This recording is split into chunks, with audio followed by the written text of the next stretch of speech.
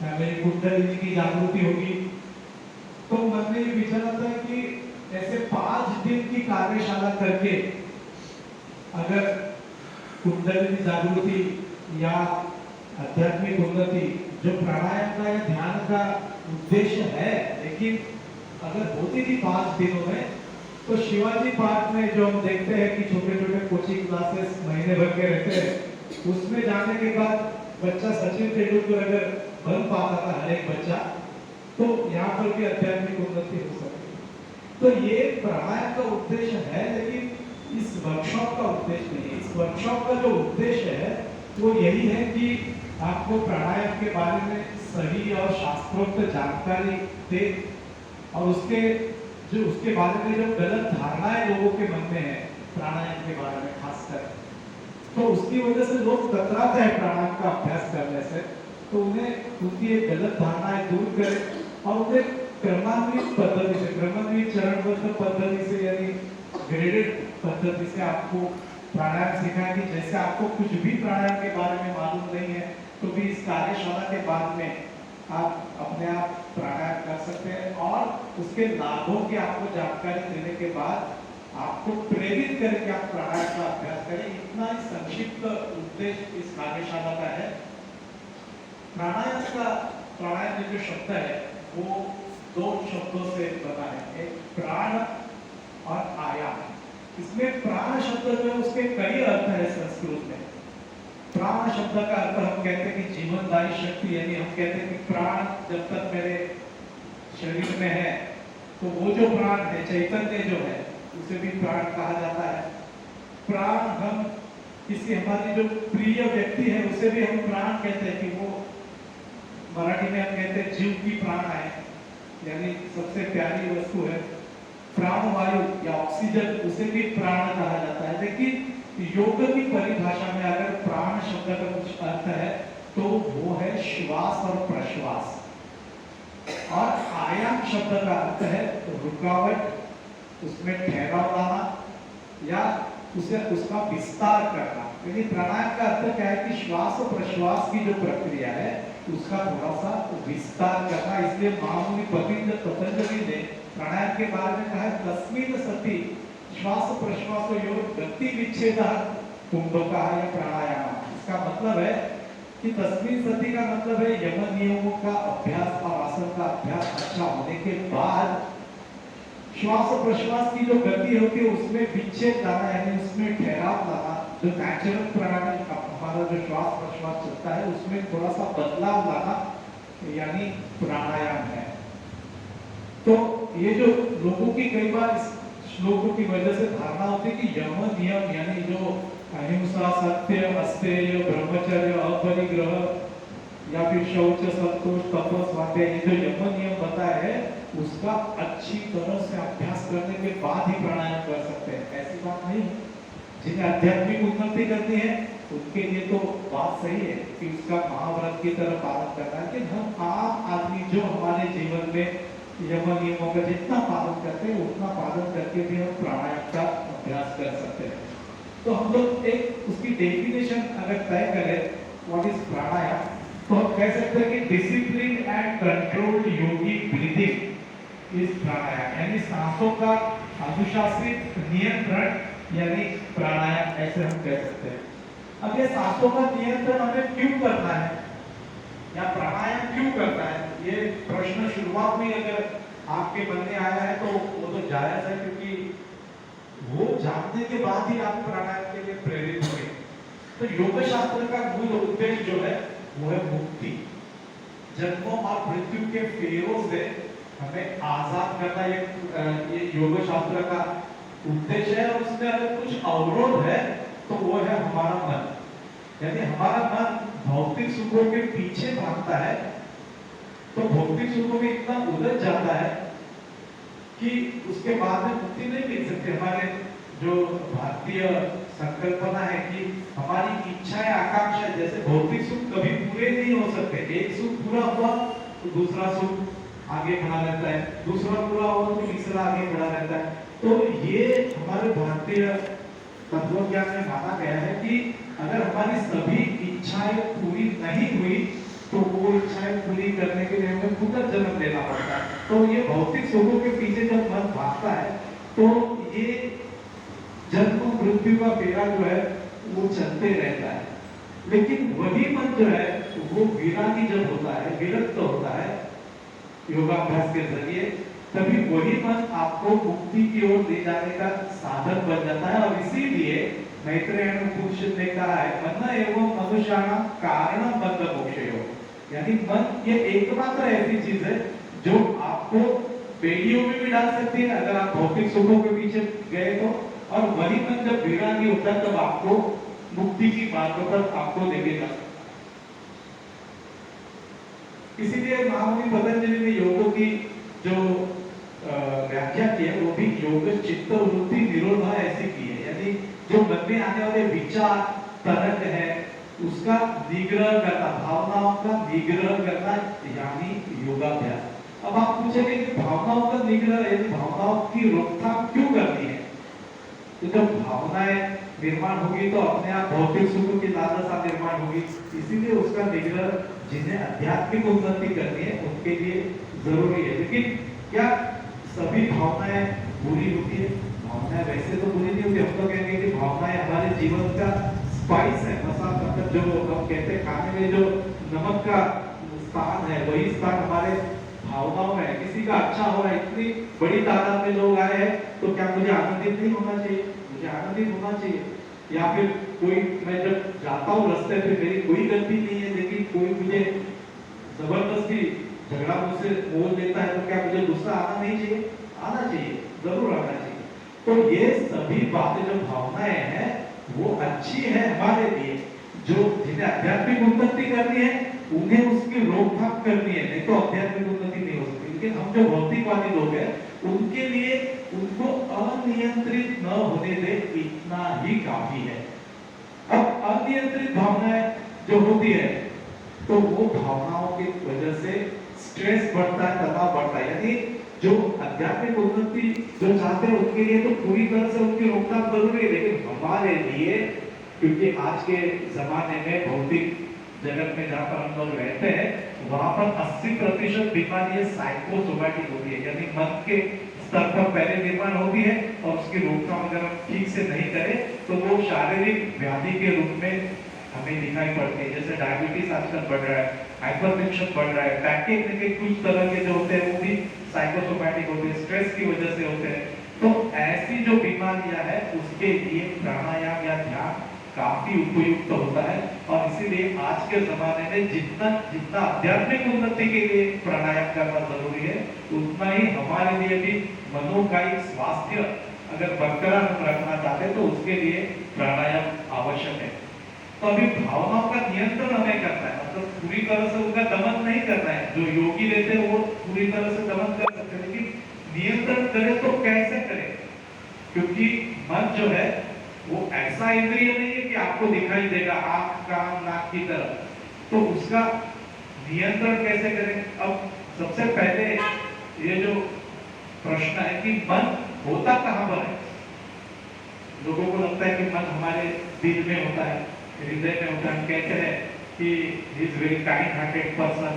तो ऐसे नहीं, ये जो हृदय है हमारा वो तो रूखा सूखा पंख है जो शरीर को खून सप्लाई करता है। अगर मन कहां पर है तो मस्तिष्क में है। यानी मन अगर मस्तिष्क में या ब्रेन में है तो उसका नियंत्रण भी वही करना चाहिए। जब भावना वहां पर निर्माण होती है तो उसका नियंत्रण वहां पर कैसे करें? क्योंकि ऐसे तो नहीं है कि भाई हम लोग जैसे गाड़ी बिगड़ गई तो हम लोग उसका बॉनेट खोलते हैं, स्क्रू प्लग देते हैं तो गाड़ी ठीक हो जाती है। तो मन के लिए क्या करें? मन तो ऐसे तो नहीं है कि बस कल ऊपर किया, थोड़ा सा कुछ टाइट किया तो भावनाएं नियंत्रित हो जाएगी, ऐसे तो नहीं होता है ना।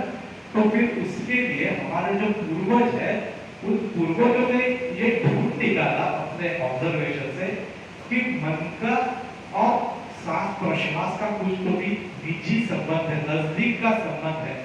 और उन्होंने कहा चले वाले चले चित्तम निश्चले निश्चलम हुए। यानी आपकी सांस प्रश्वास जब अनियंत्रित रहती है तो मानिए कि आपकी भावनाएं अनियंत्रित है। जब आपकी श्वास प्रश्वास नॉर्मल हो जाती है, सामान्य हो जाती है, तो मानिए आपकी भावनाएं भी सामान्य है। मैं आपको एक दो मिसाल देता हूँ कि किसी अंधेरी अंधियारी रूम में आप चले गए और वहां पर कोई सफेद कपड़े ऐसे लटके हुए और हिल रहे हैं हवा से, तो क्या होगा? डर लगेगा, तो किसी को भी डर लगेगा। और हम क्या कहते हैं कि डर के मारे मेरी सांस रुक गई। तो ये जो भावना है, तीव्र भावना, उसका श्वास प्रश्वास का कहीं तो भी संबंध है। जब हम गुस्से से आग बबूला होते तो हम बात नहीं कर पाते, पूरी तरह से हमारी सांसें फूल जाती है। यानी अनियंत्रित भावना, सांस प्रश्वास वापस अनियंत्रित हो गई। जब हमें बहुत आनंद होता है, हम कहते हैं कि when the heart is full, tongue is tied, बात नहीं कर पाते क्योंकि सांस प्रश्वास अनियंत्रित हो गई। तो सोबिंग, जब हम बहुत कुछ दुख में होते हैं, जब हम सिसकियां भरते हैं, सिसकियां भरते तो क्या होता है? तो वो जो सिसकियां है वो भी एक प्रकार का प्रश्वास है, अनियंत्रित दुख, अनियंत्रित श्वास प्रश्वास।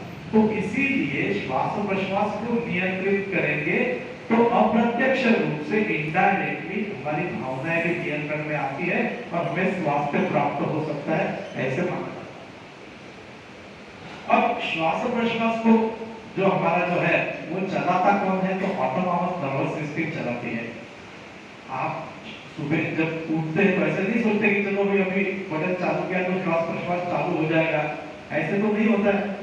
वो तो अपने आप चलते रहता है, लेकिन उसका थोड़ा सा नियंत्रण आप कर सकते हैं, करते हैं। जब आप कचरे के ढेर के यहाँ से आप जाते हैं तो गंदा जो दुर्गंध आता है, तो अपने आप थोड़े समय के लिए आप सांस प्रश्वास को रोक देते हैं अपने आप, अपने नेचुरल इंस्टिंक्ट से। लेकिन कहां तक ये नियंत्रण पॉसिबल है? थोड़ा सा नियंत्रण पॉसिबल है, लेकिन आप सोचेंगे कि मैं सांस बंद करके कुछ भी हो नहीं करूंगा, मेरी जान जाए परवाह नहीं है, तो ऐसे तो नहीं पॉसिबल है। जब प्राणों को खतरा होता है तब ये नियंत्रण खत्म हो जाता है। तो ये जो हम प्राणायाम करने जाने वाले हैं, श्वास प्रश्वास का नियंत्रण करने जाने वाले हैं इस कार्यशाला में, तो ये ऑटोनॉमस नर्वस सिस्टम से कहीं तो भी थोड़ी सी खिलवाड़ है। तो इसीलिए एक खिलवाड़ थोड़ी सी सजगता से करनी चाहिए, क्योंकि अगर समझो गलती हो गई, बहुत बड़ी बड़ी गलतियां हमने की, तो ऐसे चेतावनी भी दी गई है कि अयुक्त अभ्यास योग्य ना, यानी गलतियां बहुत की तो सर्व रोग समुद्भवा। तो लोग डरते हैं इसी कारण कि भाई अरे कुछ अयुक्त गलत किया सब बिना जाने तो क्या होगा, तो इसीलिए डर के नहीं करते। तो लेकिन ऐसे नहीं है, हम सब कुछ जो भी चीजें इस्तेमाल करते हैं उसमें थोड़ा सा खतरा तो होता है। आप ये जो बिजली है, अब ये बिजली के तार को आपने हाथ लगाया तो शॉक तो लगने वाला ही है, लेकिन क्या इसकी वजह से हम लोग बिजली का इस्तेमाल करना बंद कर देते हैं? नहीं करते। जो उसके लिए जो चेतावनी है, वो चेतावनी का अच्छी तरह से अगर हम अभ्यास करें, उसे उपयोग में लाए, तो ये भी सेफ है। तो वैसे ही प्राणायाम भी अगर अच्छे शिक्षक के मार्गदर्शन में आप करें तो प्राणायाम करना भी सेफ है, उचित है। तो उसके लिए हमें कोई ऐसे बताया गया है कि गुरु उपदिष्ट मार्गेण प्राणायाम समाचरेत्, यानी गुरु ने बताया जो मार्ग है उसके ऊपर चल के, उस राह पर चल के हम प्राणायाम करेंगे। लेकिन आज का जो जमाना है वो केवल गुरु का नहीं है, वो रोल मॉडल का है। तो रोल मॉडल कोई तो भी हमें चाहिए प्राणायाम करने के लिए, और वो रोल मॉडल हम कह सकते हैं कि जो शादी करके नई नवेली दुल्हन जब घर में आती है तो वो हमारी रोल मॉडल बन सकती है। कैसे बन सकती है? आपने देखा रहेगा या आपने महसूस भी किया रहेगा, एक्सपीरियंस भी किया रहेगा, जब आपकी नई नई शादियां हुई थी, तो जब नई नवेली दुल्हन आती है तो पहले ही दिन सुबह उठ के, ऐसे तो सासू माँ को नहीं कहती कि चलो आपने बहुत कुछ किया, अभी आप हट जाओ, मैं आ गई हूँ, अब सब मैं काम पर संभालूंगी, चाबी याद आ दीजिए मेरे पास। ऐसे करेंगे तो दूसरे दिन घर में महाभारत रामायण सब कुछ चालू हो जाएगा। तो वो क्या करती है? पहले दिन ऑब्जर्व करती है, पहले कुछ दिनों तक कि भैया घर का चाल चलन कैसा है, घर का रीति रिवाज कैसा है, उसमें अपने आप को कैसे ढाल सकते हैं, या कुछ गलत है तो कैसे प्यारी बातें कह के बदल सकते हैं। तो किसको क्या पसंद है, ससुर जी को क्या पसंद है, सासू जी को क्या पसंद है, तो वैसे करने का प्रयास करती है। उसके बाद में धीरे धीरे वो जल्दी उठती है, अच्छी बहू होने के कारण सबके जो पसंद है नापसंद है उसका ख्याल करती है। उसके साथ में ऑब्जर्व करती है कि घर में किसकी चलती है, सासू की चलती है या ससुर जी की चलती है, तो वैसे अपने आप को ढालती है। और सबको धीरे धीरे धीरे 2-3 महीने के बाद ऐसा होता है कि वो अपने आप सभी लोग उसके प्रिय बन जाते हैं, उनकी वो प्रिय बन जाती है और सभी को वश में कर देती है। पति तो पहले से ही वश में होता ही है, तो उसके लिए तो कुछ करने की जरूरत है। तो आखिर में वो सासू माँ एक दिन उसको कहती है, अभी मैंने बहुत कुछ किया, ये चाबियां तुम रखो, आज से मुझे कुछ बोलना मत, जो करना है आप करो, मैं केवल अभी जो है वो भजन कीर्तन करूंगी, मंदिर जाऊंगी, तीर्थ यात्रा जाऊंगी, आराम करूंगी। तो ऐसे ये जो अपने आप बदलाव नहीं आता है, एक दिन में नहीं आता है, धीरे धीरे आता है। तो वैसे ही जो प्राणायाम का अभ्यास भी हमें शनय शनय करना है, अदरवाइज इसमें गलतियां हो सकती है। तो ऐसे हम लोग प्राणायाम का अभी अभ्यास करेंगे।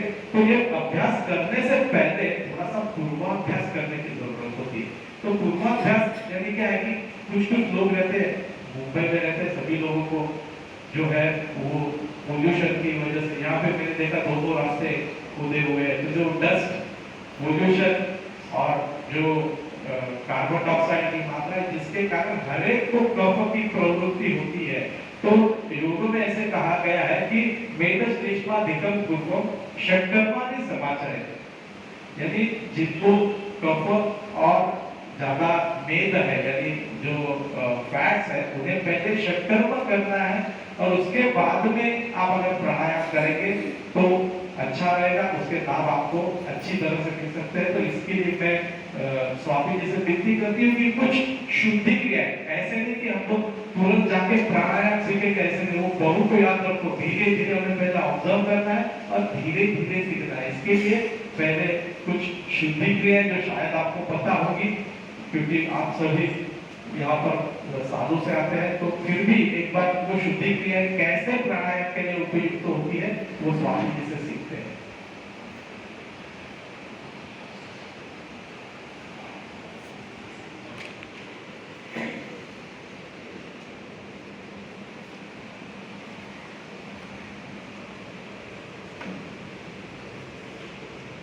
बरोबरच करून घ्या, म्हणजे वेळ जाणार नाही।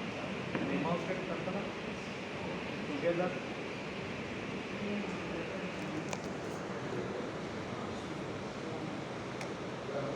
जैसे कि सर ने कहा शुद्धि क्रिया का अभ्यास करना है हमें, तो जो कफ और इससे रिलेटेड है उसका जो हम अभ्यास करेंगे। तो पहले जो है एक उन्होंने अपने पानी में से लाया है, आपको उन्होंने बोला भी था, तो आप देख लो और घर पे जाके भी आप कर सकते हैं। तो पहला है जीवा मूल धोनी। जीवा मूल धोनी, जीवा मूल यानी गले की जो एंड है जीवा का, गले की तरफ का जो एंड है उसको क्लीन करना, पूरी जीवा को क्लीन करना, क्योंकि ये जो मुंह है वो तो काम में आता ही है।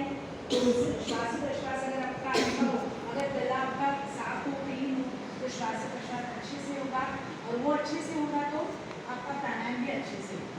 तो पहले देखते हैं कि जीवा मूल धोनी कैसे किया जाता है। हमेशा याद रखें कि ये जो उंगलियां आप यूज करने वाले हो तो नाखून कटे हुए, क्योंकि नहीं तो नाखून अंदर लगेगा और आपको तकलीफ होगी। पेट आपका खाली हो, क्योंकि हमें हाथ उंगलियों को अंदर डालना है तो कभी कभी मूवमेंट भी हो सकती है। तो खाली पेट इस क्रिया को करना है और हाथ को साफ करना है। तो पहले तो आप हाथ धो लेंगे और फिर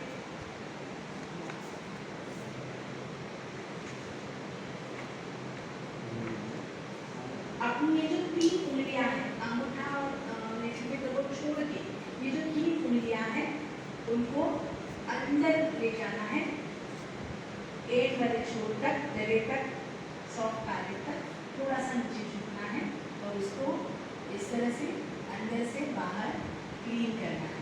हमेशा आप जब ब्रश करने के बाद भी इस तरह से अगर आप क्लीन करते हो तो वो गले के जो एक्स्ट्रा अगर कुछ कफ है तो वो निकल आएगा, वो जो जीवा पे जो बहुत सारे रंग होते हैं वो भी क्लीन हो जाएंगे। तो इस तरह से जीवा मूल धोनी करते हैं। और उसके बाद जैसे गले के लिए हम करने वाले हैं कपाल रंध्र धोनी, यानी पीछे जो बहुत सारे ओपनिंग्स है, रंध्र है, उनको क्लीन करने के लिए अंगूठे का इस्तेमाल करेंगे। जैसे मैंने कहा नाखून नहीं होना चाहिए, नहीं तो लगेगा, तो उस अंगूठे को इस तरह से अंदर डालेंगे। ये जो पार्ट है वो लीवर की तरह काम करेगा, यहाँ से कहीं तक अंदर जाएगा और जो पीछे वाला जो सॉफ्ट पैलेट का हिस्सा है उसको हम मर्दन करेंगे, मसाज करेंगे आगे पीछे थोड़ा सा साइड में, तो वो सारी कुछ चिकनाइयाँ होती है वहाँ पे, वो सारा कफ या उसकी वजह से वो सब निकल आएगा, मुँह धो के आप उसको क्लीन कर सकते हैं। तो ये हो गया कपाल रंध्रगंथि और जीवा मूल। आपके बुक में बहुत सारी शुद्धि क्रियाएं की है, लेकिन जिसका रेलेवेंस प्राणायाम से ज़्यादा है वही हम यहाँ पे करेंगे। ये तो बहुत सारी यहाँ पे भी है। उसके बाद हम जाएंगे श्वसन मार्ग शुद्धि और कपालभाति की तरफ।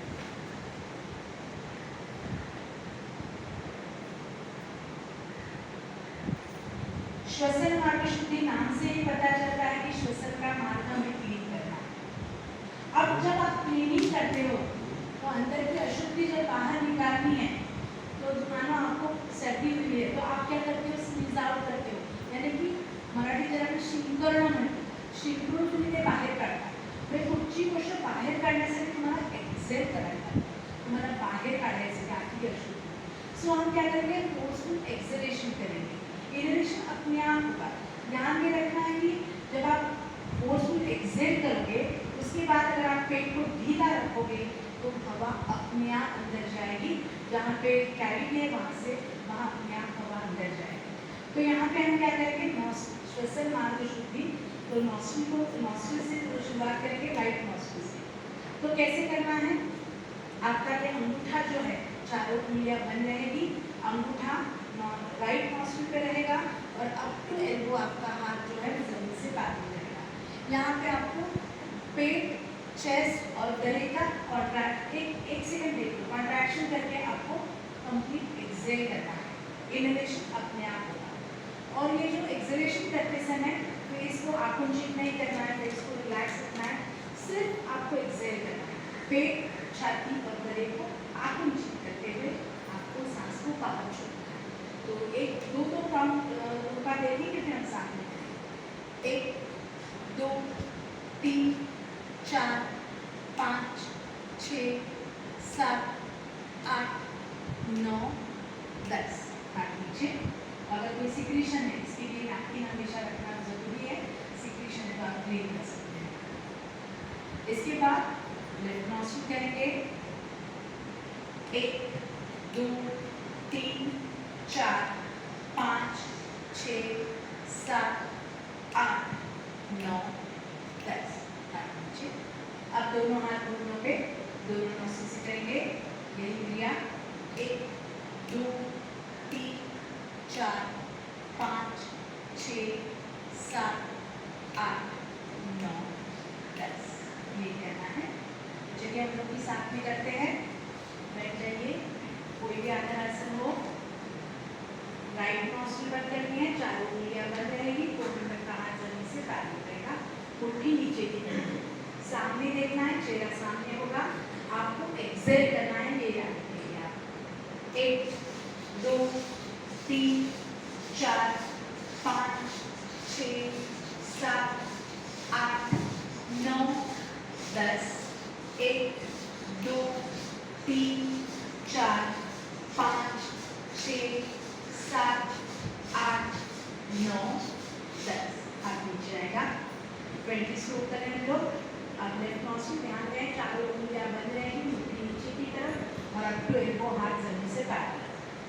1 2 3 4 5, लेना नहीं है, छोड़ना है, 6 7 8 9 10। 1 2 3 4 5 6 7 8 9 10। हाथ नीचे, दोनों हाथ घुटनों पे, दोनों नोस्ट्रिल से करेंगे। अगर कोई सिक्रीशन है वो क्लीन कर लो। 1 2 3 4 5 6 7 8 9 10। 1 2 3 4 5 6 7 8 9 10। क्लीन करना है इसको, अगर कोई सिक्रीशन है तो। अब इसके बाद जो क्रिया है वो है कपालभाति। योगाभ्यास में 6 अलग अलग प्रकार की शुद्धि क्रियाएं बताइए। हमारा जो शरीर है पंच महाभूतों से बना है, पृथ्वी, आप, तेज, वायु और आकाश। तो इन पंच महाभूतों में से किसी एक एलिमेंट का यूज करके जब हम अंदर की कैविटीज को क्लीन करते हैं तो उसे शुद्धि क्रिया कहा जाता है। 6 है धोती, मेथी, बस्ती, मौली, त्राटकम और कपालभाति। कपालभाति में 2 तरह से किया जाता है, एक जलगण कपालभाति और एक वातकण कपालभाति। यहाँ पे तो हम जल का इस्तेमाल नहीं कर रहे, हम वातकण कपालभाति का अभ्यास करेंगे। वात यानी एयर का इस्तेमाल करेंगे। तो बहुत जगह पे इसे प्राणायाम के तौर पे सिखाया जाता है, लेकिन ये शुद्धि क्रिया है। तो इसे कैसे किया जाता है? स्ट्रोक्स तो अभी आपने लिए, आपने एग्जैक्ट किया कोर्स वो तो आपने जान लिया कि कैसे हमें अशुद्धि को बाहर निकालना है, एग्जैक्ट करके तो नहीं बाहर आएगा। तो वही वैसे ही स्ट्रोक दे रहे हैं कि यहाँ पे हमने चेस्ट और एब्डोमेन दोनों का उपयोग किया था। अब कपालभाति में हमें सिर्फ एब्डोमेन का, पेट का इस्तेमाल करना। एक फोर्स से कपाल यानी फोरहेड, भाती इसको ब्राइटन, चमकाना, ये लिटरल मीनिंग है इसका। तो कपालभाति से क्या होता है? श्वसन मार्ग शुद्धि में हमारा कंसंट्रेशन था सिर्फ श्वसन के मार्ग पे, रेस्पिरेटरी ट्रैक्ट पे। आगे चल के ये जो अंदर कैविटीज है, नेज़ल पैसेज है या साइनस कैविटीज जिसे कहा जाता है, वो क्या होता है? जब हम सांस पोल्यूटेड सिटी में रहने से सांस लेते हैं तो पोल्यूटेड अंदर ले ही जाते हैं, तो वो वहाँ पे म्यूकस होने से वहाँ पे जमा हो जाते हैं। अगर वो ठीक नहीं हुए तो फिर बार बार सर्दी खांसी होना, एलर्जेटिक टेंडेंसीज बढ़ते हैं, या फिर अस्थमा जैसी प्रॉब्लम या सर्दी की खांसी की प्रॉब्लम हमेशा हो जाती है। और प्राणायाम के लिए स्पेशली, आज हम प्राणायाम का वर्कशॉप करें, तो प्राणायाम के लिए स्पेशली ये जो मार्ग जो ये सारी कैविटीज अगर क्लीन है तो प्राणायाम आप अच्छे से भी कर पाओगे और उसके लाभ भी आपको अच्छे से मिलेंगे। तो इसके लिए हम कपालभाति का अभ्यास करेंगे। पहले आप डेमोन्स्ट्रेशन देख लो और फिर हम साथ में करेंगे। तो इसमें क्या करना है? जैसे मैंने कहा कि पेट का इस्तेमाल करना है, चेस्ट और कंधे को हमें फिक्स रखना है, उसका इस्तेमाल नहीं करेंगे। तो उसके लिए आप क्या करेंगे? पहले एक बार गहरी सांस लो, कंप्लीट एक्सेल, पूरी तरह से एक्सेल किया, और एक बार पूरी सांस भरनी है और हाथों की मदद से, ये द्रोण मुद्रा कहा जाता है इसे, हाथों की मदद से अपने कंधे और चेस्ट को फिक्स करना है। हल्का सा सांसों को छोड़ेंगे तो क्या हो जाएगा? पेट आपका ढीला हो जाएगा, क्योंकि इसमें पेट का ढीला होना बहुत जरूरी है। हल्का सा सांसों को छोड़ के पेट को ढीला करना है और वैसे ही स्ट्रोक देने हैं। 1 2 3 4 5 6 7 8 9 10। कंधे और चेस्ट नीचे आएंगे। जब आपकी कपालभाति का अभ्यास पूरा होता है तो कंधे और चेस्ट नीचे आने ही चाहिए। अगर वो नहीं आते हैं तो श्वसन मार्ग शुद्धि की जो तीसरी स्टेप आपने की थी, दोनों नोसेस से कोई अभ्यास हो जाएगा, तो कपालभाति उसमें क्या फर्क होगा? तो कपालभाति के लिए चेस्ट को फिक्स करना ही है, हल्का सा सांसों को छोड़ेंगे, पेट को ढीला करेंगे और ऐसे, क्योंकि यहाँ पे हमें पेट का इस्तेमाल करना है। कपाल श्वसन मार्ग शुद्धि में हमें पेट और चेस्ट का आकुंचन करते हुए हमें सांसों को छोड़ाना, यहाँ पे हमें चेस्ट को फिक्स करना है। ओके, चलिए हम लोग साथ में करेंगे। जिनको कोई पेट की तकलीफ है, पेट का कुछ प्रॉब्लम है, कुछ कुछ ऑपरेशन वगैरह हुआ है, तो वो नहीं करेंगे इसे। ओके, दोनों हाथों को घुटनों पे रखना है, दोनों मुद्रा में पेट सीधी, आंखें बंद कीजिए, सांसों पे ध्यान दीजिए। बिल्कुल नॉर्मल है आपका, एकदम नॉर्मल है। साथ में करेंगे, 2-3 राउंड करेंगे 20-20 के, बीच में आप रिलैक्स होके करेंगे। मेरे इंस्ट्रक्शन को फॉलो करना है। ओके, आंखें बंद कीजिए, सांसों पे ध्यान दीजिए, ब्रीदिंग बिल्कुल नॉर्मल है। तो पहली राउंड के लिए आप गहरी सांस लोगे, कंधे और चेस्ट को फिक्स रखना है, हल्का सा सांसों को छोड़ेंगे तो पेट ढीला हो जाएगा। शुरुआत करेंगे, 1 2 3 4 5 6 7 8 9 10। 1 2 3 4 5 6 7 8 9 10। कंधे चेस्ट नीचे आएंगे, आंखें बंदी रहेगी।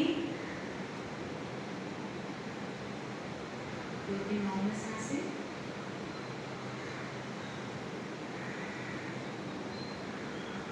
सेकेंड राउंड के लिए फिर से गहरी सांस। सेकेंड राउंड का के लिए फिर से गहरी सांस। हाथों की मदद से चेस्ट को फिक्स करना है।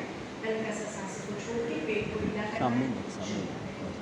1 2 3 4 5 6 7 8 9 10 1 2 3 4 5 6 7 8 9 10। कंधे अच्छे से नीचे आएंगे। 2-3 नॉर्मल सांसें।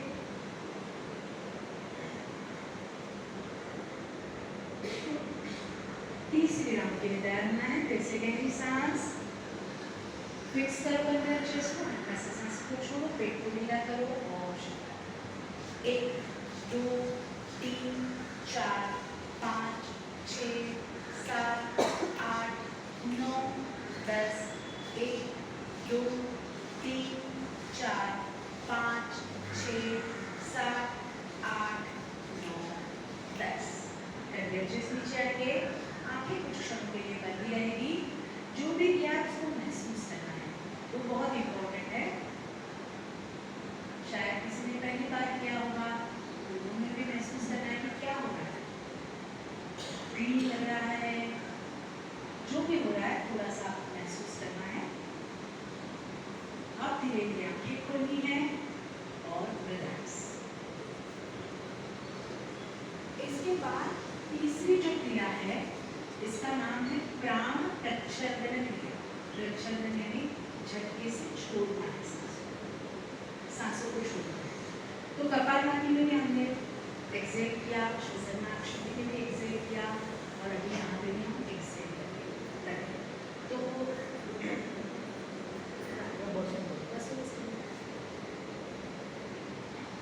तो पहले आप देखेंगे हाथों को किस तरह से रखना है।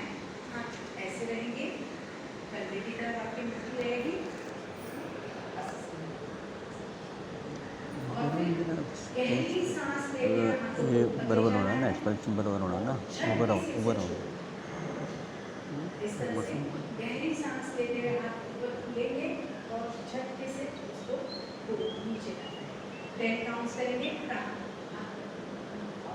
ओपन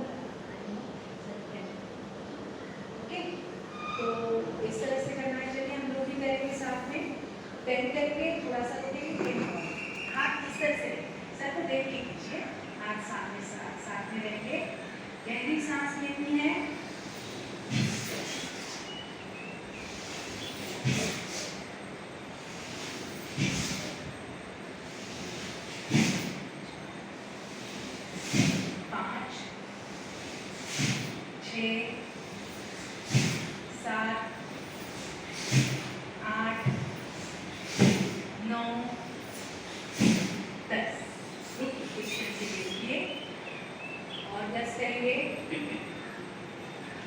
फिर से शुरू करेंगे। हाथों की पोजीशन लीजिए।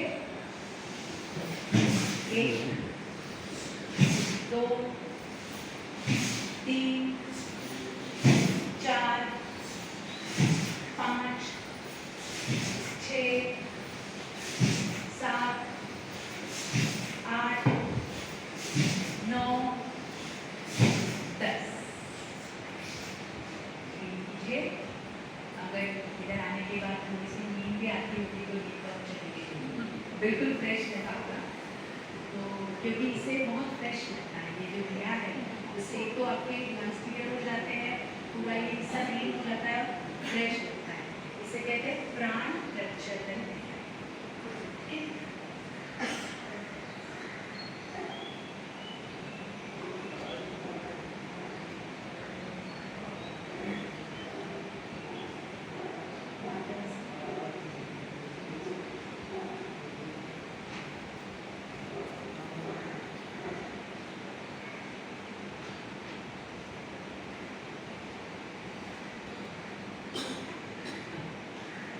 इसके बाद हम एक मुद्रा का अभ्यास करने वाले हैं जिसका नाम है तड़ागी मुद्रा। तड़ागी मुद्रा से क्या होगा, एक तो आपका डायफ्राम जो बहुत ही इम्पोर्टेंट पार्ट है श्वसन क्रिया में। आपकी चेस्ट और एब्डोमेन को डिवाइड करने वाला पतला सा मेम्ब्रेन है, उसको फ्लेक्सिबल बनाने के लिए और पूरे जो आपके एब्डोमिनल कैविटी में सारे ऑर्गन्स हैं उसको अच्छा ब्लड सप्लाई मिलने के लिए इसे किया जाता है। उसके लिए आपको लेटना पड़ेगा, पहले आप देख लीजिए, फिर उसके बाद हम उसका अभ्यास करेंगे।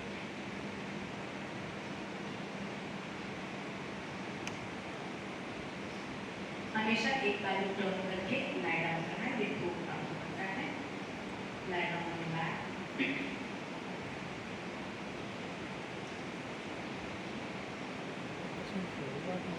तैयार हो जाइए। उसके लिए पैरों को घुमाना है, पैरों में अंतर होगा, दोनों पैरों में अंतर होगा और आपके हिल्स जो है वो शरीर से दूर होंगे, क्योंकि यहाँ पे आपका पेट का रिलैक्स होना, ढीला होना बहुत इंपॉर्टेंट है। इसके लिए ये पैरों की पोजीशन बहुत आवश्यक है। आपको अपने अगर पैरों को एकदम पास में रखा तो पेट पे थोड़ा सा तनाव आए, वो हमें नहीं चाहिए। इसके लिए पेट में अंतर होगा, सॉरी पैरों में अंतर होगा और आपके हिल्स भी शरीर से थोड़ी सी दूर होंगे। अब क्या करना है, पहले आप देख लीजिए, यहाँ पे गहरी सांस लेनी है। सांस लेते समय आपका पेट खुल जाएगा, सांस छोड़ते समय पेट अंदर जाएगा। ये इसका आपको मालूम है, क्योंकि हम जब सांस लेते हैं तो डायफ्राम नीचे की तरफ जाता है और पेट बाहर आता है, जब सांस छोड़ते हैं तो डायफ्राम ऊपर जाता है, पेट अंदर जाता है। तो यहाँ पे जब आप वो सांस भरेंगे तो पेट उसका ऊपर आएगा। गहरी सांस लेनी है, कंप्लीट एक्सहेल करना है, और एक बार गहरी सांस लो, पूरी तरह से भरो, कंप्लीट एक्सहेल करो। सेकंड एक्सहेलेशन के बाद सांसों को बाहर ही रोक के रखो, और शुरू में हमें रोकने की आदत नहीं होती है तो अपने हाथों से अपने नॉस्ट्रिल को बंद और पेट को ढीला करो, जो अंदर गया था उसको ढीला छोड़ो। अब आपको पेट को कुछ नहीं करना, पेट को आपने ढीला छोड़ा। अब मॉक इनहेलेशन यानी इनहेलेशन करते समय आप क्या करते हो, कंधे और चेस्ट को एक्सपांड करते हो, वैसे एक्सपांड करते जाना है। ये जो निगेटिव प्रेशर हवा का अंदर तैयार होगा, उसकी वजह से पेट का ये जो नीचे वाला हिस्सा है वो अपने आप अंदर सख्त होगा। उसको मेंटेन तब तक करना है जब तक आपकी सांस रोकने की क्षमता है। हर एक की अलग होगी, मेरे इंस्ट्रक्शंस ना भी आए तो आपको छोड़ देना है। जब भी बाहर आना है नौसिन से हाथ लगाइए, सांस लेते हुए पेट को रिलैक्स कीजिए, अपने आप को रिलैक्स कीजिए। करेंगे हम लोग, लाई डाउन।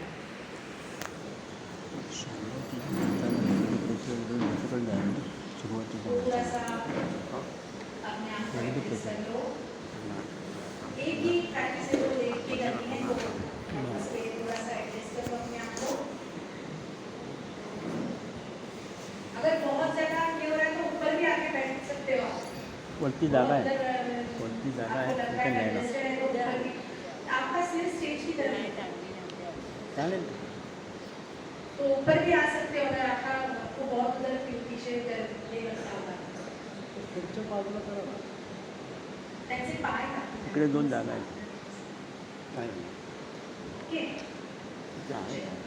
पैरों को घुटनों में मोड़ना है, पैरों में अंतर होगा, आपके हिल्स भी शरीर से थोड़े से दूर होंगे। इकडे जागा आहे, तिकडे इकडे लहरा होऊन जाणार हाथों को शरीर के पास में रखना है, पास में रखना है हाथों को। ओके, हथेलियां जमीन की ओर, हाथ शरीर के पास में है, हथेलियां जमीन की ओर है। तो आपने सुना भी है, आपने देखा भी है, तो शुरू कर सकते हैं। पहले गहरी सांस लेनी है, कंधे और चेस्ट को फुलाते हुए, पेट को फुलाते हुए गहरी सांस लो, कंप्लीट एक्सहेल। पहले एक्सहेल, छोड़ दो सांस, पेट अंदर जाए, और एक बार गहरी सांस लो, कंप्लीट एक्सहेल करो। अब सांसों को बाहर रोक के रखो, अपने नौसिल को बंद करो, हाथ से दोनों नौसिल को अच्छे से बंद करो। अब आपका मुंह बंद है, आपका नाक भी बंद है, तो हवा अंदर नहीं जाएगी, लेकिन आपको एक्टिंग करिए as if you are inhaling. Chest को एक्सपांड करते जाओ, पेट को ढीला रखो, तो पेट अपने आप अंदर जाएगा। महसूस करो उसको, जो अंदर गड्ढा बन गया है, तड़ा यानी लेक, तो लेक की तरह यहाँ पे पेट की जगह पे गड्ढा बन जाता है, तो इसीलिए इसे तड़ा की मुद्रा कहा जाता है। जब तक आप सांस रोक सकते हो, बाहर आते समय नौसिल को हाथ प्रेशर पहले देता मसल से है। जब भी मन बोलता है पैरों निकालो, को हाथ ऐसे निकालो, लेके ऑयल डालना है। मन इच्छा और दे दो। फोर्थ आपका सच में 4 जन आने वाले आए, 4 जन आए, 4 जन आने वाले। पेट अंदर जाना चाहिए, भले एकदम गड्ढा नहीं बनेगा। अगर प्रैक्टिस में तो बिल्कुल पूरा गड्ढा नहीं बन जाएगा, लेकिन अगर आप दूसरा हाथ रख के देखेंगे तो पेट के मसल्स अंदर जाते हैं, तो आपको जरूर महसूस होगा। तो चलिए सेकंड राउंड की तैयार हो जाइए, साथ में करिए। गहरी सांस लेनी है, एक्सेल आउट करो, कंप्लीट छोड़ दो, छोड़ेंगे तो पेट अंदर जाएगा। Again inhale completely, exhale out completely, सांसों को बाहर रोक के रखो, अपने दोनों नॉस्ट्रिल को बंद करके रखो और चेस्ट को एक्सपांड करते जाओ। मॉक इनहेलेशन, सांस लेने का नाटक करना है, पेट को ढीला रखो, अपने आप अंदर जाएगा। उसको मेंटेन करना है कब तक? जब तक आपकी सांसें, आप सांसों को रोक सकते हो। जब भी बाहर आना है, नॉस्ट्रिल से हाथ हटाइए, रिलैक्स, पैरों को छोड़ दीजिए और एक बाजू टर्न करके उठ के बैठिए।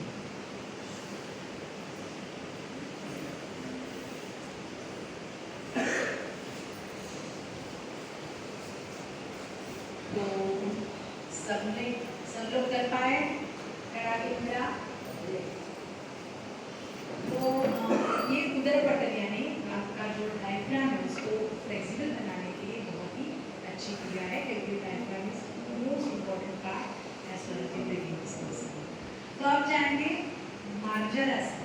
मार्जर आसन ए और बी में भी हम स्ट्रोक से, तो जितने आप एक्सेल करोगे तो आपका वो जो अंदरूनी पार्ट क्लीन हो जाएगा, आपका एब्डोमिनल वॉल भी फ्लेक्सिबल हो जाएगी, आपका डायफ्राम भी फ्लेक्सिबल हो जाएगा। तो प्राणायाम करना आसान भी होगा, उसके लाभ भी आप अच्छी कर सकते। तो मार्जर आसन के लिए मुझे लगता है साथ में ही करेंगे, तो सबको मार्जर साथ में सबको देख के कीजिए। अपने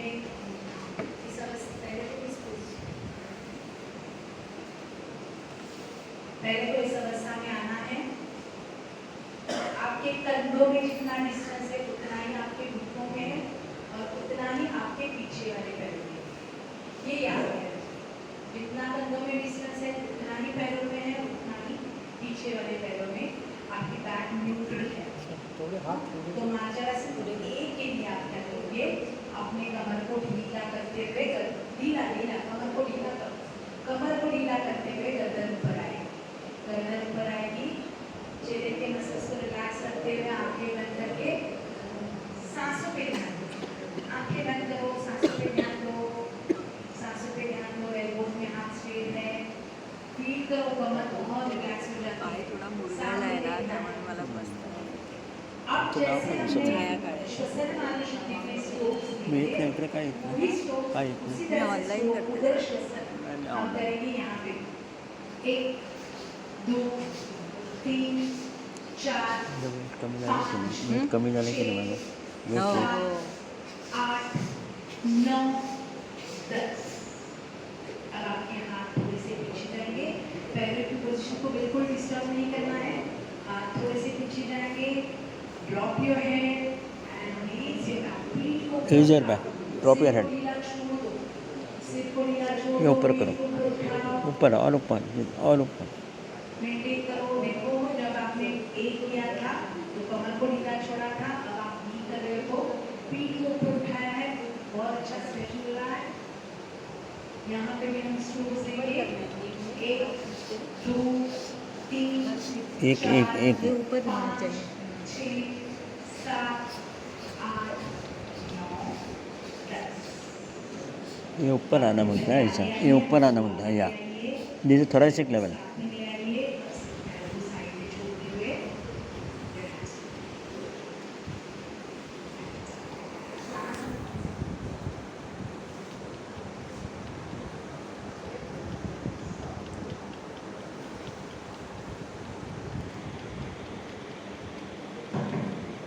जो हम रोज अदा कर रहे हैं नई नवेली दुल्हन का, वो अच्छी तरह से अदा हो रहा है, क्योंकि ये करना जरूरी है। क्योंकि नई नवेली दुल्हन क्या करती है, पहले दिन आने के बाद थोड़ा सा साफ सफाई के पीछे लगती है, ताकि वो तो इतना काम तो इजीली कर सकते हैं और उसके लिए कोई मना नहीं कर सकता। तो वैसे ही हमने जो शरीर की जो अंदरूनी साफ सफाई है वो अभी की है। तो ऐसे हठयोग में कहा गया है कि षट्कर्म कीर्तन स्तौल्य कपदोष कलातिका, यानी षट्कर्मों से शरीर की अंदरूनी शुद्धि होती है, स्तौल्य यानी मोटापा धीरे धीरे कमती होता है, और जो मल जो शरीर के अंदर है वो निकल जाते हैं।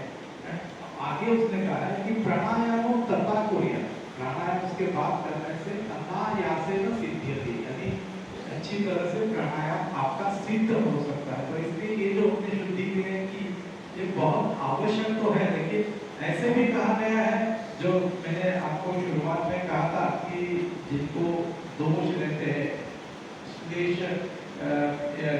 और जो मेदल रहता है, मेदल श्लेष्माधिकम पूर्व षट्कर्माणि समाचरे, तो ये भी कहा कि अन्यस्तु आचरेतानि, बाकी लोगों को करने की जरूरत नहीं, दोषाणाम समभावता, यानी जिनके जो त्रिदोष है, कपवित्र एकदम समन रूप से है, कोई ज्यादा नहीं है, तो उनको करने की जरूरत नहीं। लेकिन मुंबई में रहने वाले आम लोगों को की तकलीफ रहती है, इसीलिए ये करना आवश्यक है। एक बार ये करने से जब शरीर अंदर से साफ हो जाए, उसके बाद में जिसको हमें काबू में लाना है, मन को, श्वास प्रश्वास को, तो वो हम कर देंगे। लेकिन उसके पहले थोड़ा सा और परिचय, जो घर वालों से परिचय जैसे होता है, वैसे परिचय हमारे श्वास प्रश्वास का थोड़ा सा करके देंगे। प्राण धारणा करेंगे। तो प्राण धारणा के लिए क्या करना है, आपको सीधा बैठ जाना है, आंखें बंद करनी है, अंदर जाने वाली सांस, मेरे गर्दन को सीधा रखना है। अगर आप कुर्सी पे भी बैठे तो भी चलेगा, लेकिन मेरे गर्दन को सीधा रखना है। अंदर जाने वाली सांस और बाहर आने वाली प्रश्वास पर नजर रखनी है मन के जरिए, और जो अंदर जाने वाली सांस और बाहर आने वाली प्रश्वास जो है उन्हें गिनना है, अंक गिनना है। एक सांस नॉर्मल प्रश्वास अंदर चली गई, बाहर आ गई, एक अंक गिनो, वापस अंदर चली गई नॉर्मल सांस, बाहर आ गई, 2 अंक गिनो। ऐसे 10 अंकों तक आपको आपकी नॉर्मल श्वास और प्रश्वास को गिनना है, यानी प्राण धारणा प्रथम जिसे कहते हैं वो करनी है।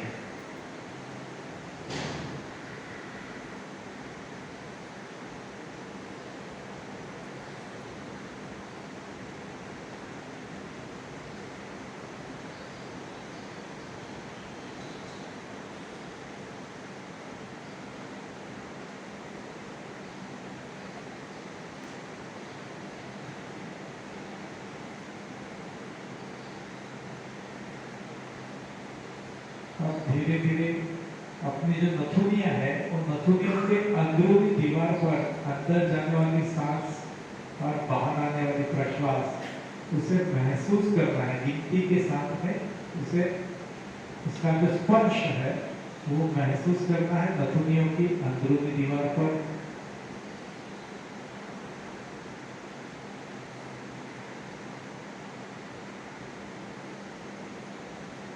आप ये महसूस करेंगे कि अंदर जाने वाली जो सांस है, हवा जो है वो थोड़ी सी शीतल होती है, और बाहर आने वाली प्रश्वास जो है वो थोड़ी सी गर्म होती है।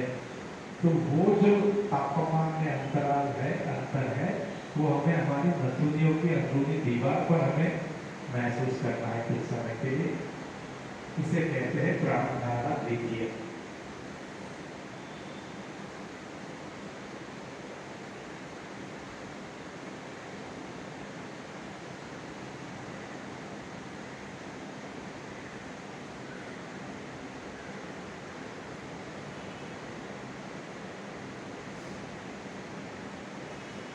मन को और थोड़ा सा सूक्ष्म करेंगे, उसे अंदर की ओर और लेके जाएंगे। जो हमारी मृदु बाहु या सॉफ्ट पैलेट है गले की ओर, वहां पर मन को लेके जाएंगे। हर एक श्वास के साथ में वहां पर होने वाला स्पर्श जो है, माइन्यूट स्पर्श, उसे सॉफ्ट पैलेट पर महसूस करेंगे। अंदर जाने वाली सांस और बाहर आने वाली प्रश्वास दोनों को सॉफ्ट पैलेट के लेवल में महसूस करेंगे। जो तापमान में थोड़ा सा माइन्यूट अंतर होता है उसे वहां पर महसूस करने की कोशिश करेंगे, यानी प्राण धारणा तृतीय करेंगे।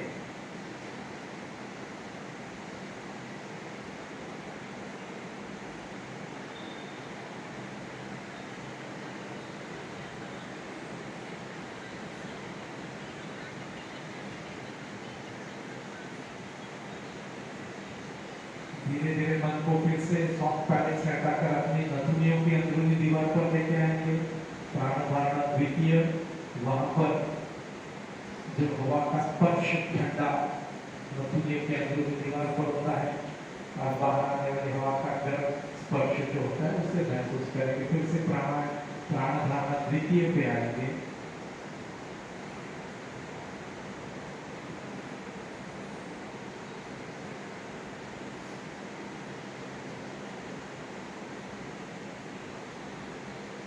प्राण धारणा प्रथम यानी काउंटिंग करेंगे, थोड़ा सा काउंटिंग ग्रॉस होता है, अंदर जाने वाली सांस बाहर आने वाली प्रश्वास उसे गिनते रहेंगे।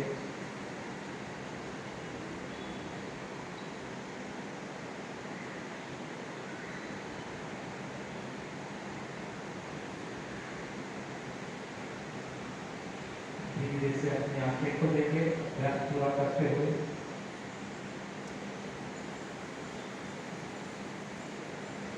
जिसे हमें वश में लाना था उस मन को थोड़ा सा शांत किया हमने प्राण धारणा के जरिए। प्राण धारणा करते हुए आपने महसूस किया होगा कि मन में जो अलग अलग विचार आते हैं हमेशा, तो वो बहुत ही कम हो जाते हैं।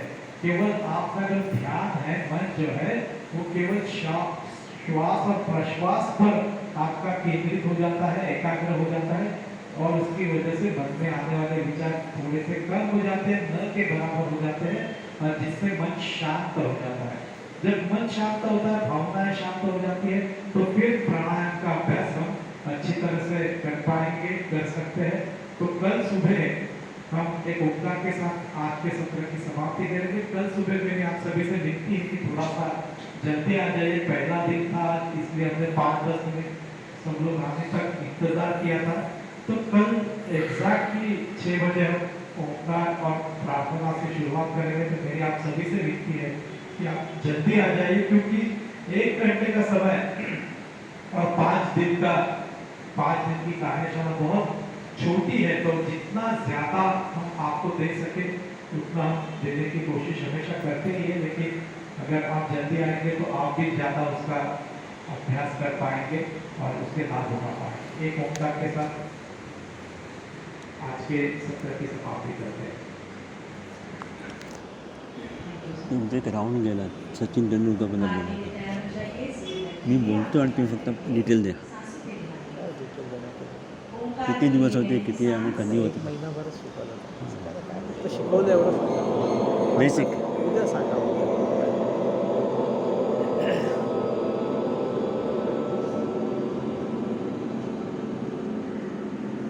पुढच्या वर्षी होतं विच इयर?